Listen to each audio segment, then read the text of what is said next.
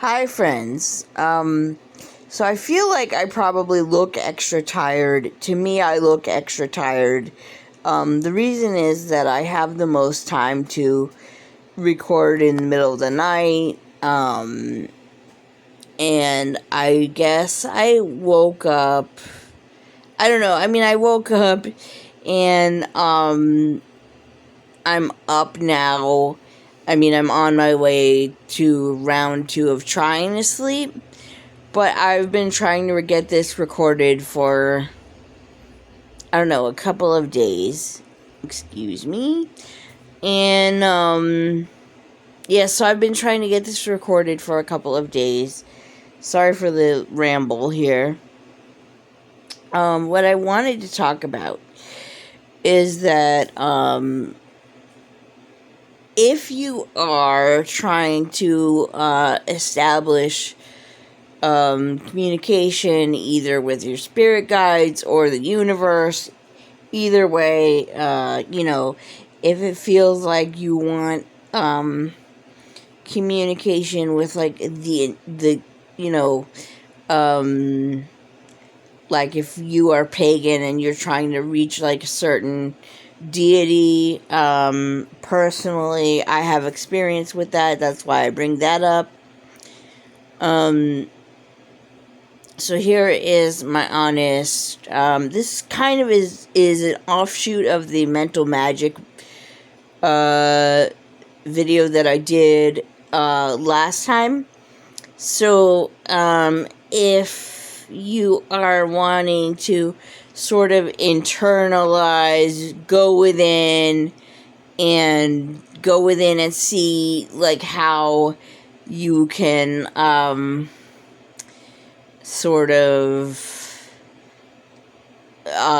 increase your awareness of things, I would say that my number one advice, and I'm giving this because, like, it may seem like extra difficult or complicated, but if you consider it like a conversation.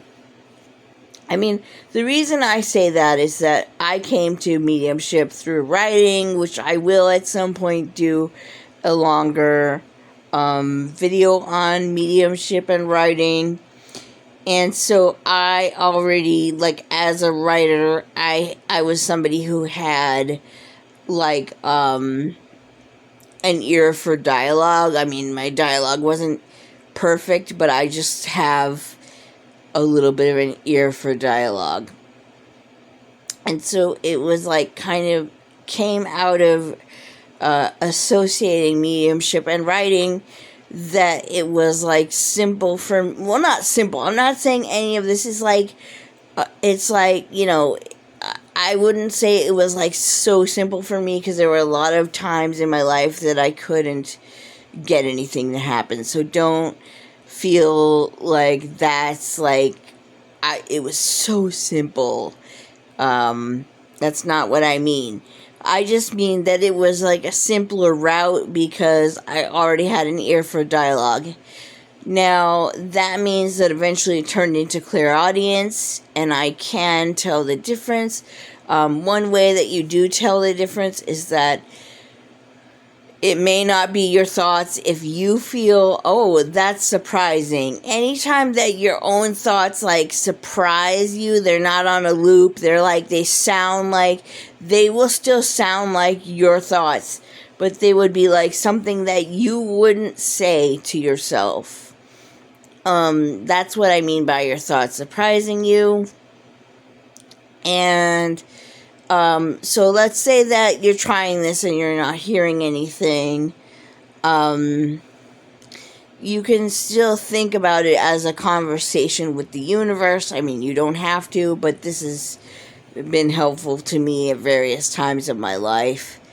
And so then you can ask for specific signs. You can ask for general signs, like, hey, give me a sign. Or you can ask for specific signs. I covered that in another video because there is a specific book that talks about that. I think it's just called Signs. and it's by this woman, Laura, but I can't remember her last name. But it's like, I think it has like a blue cover, so if you search like signs and Laura, you probably find it. I can't remember her last name right now, sorry. So anyway, I hope that gives you a jumping off point. It is perfectly valid to start thinking of your, and another thing is like asking questions. The universe does appreciate direct and specific questions, and the more specific your question, the more specific your answer. So I hope that gives you a little bit of a taste of like, if you're not necessarily vibing with like, how do I do mental magic and stuff like that. I hope that gives you a taste of what I'm talking about and gives you some ideas. I do think, going, it's cliche to be like, go within, but seriously, the thing is that they cannot take away your own connection and your own mind, and that's why I do advocate for this kind of thing. So I do hope that this is helpful. And if you like this kind of content, feel free to like, subscribe, comment. If you have questions, I'm open to your questions. And I will be back soon.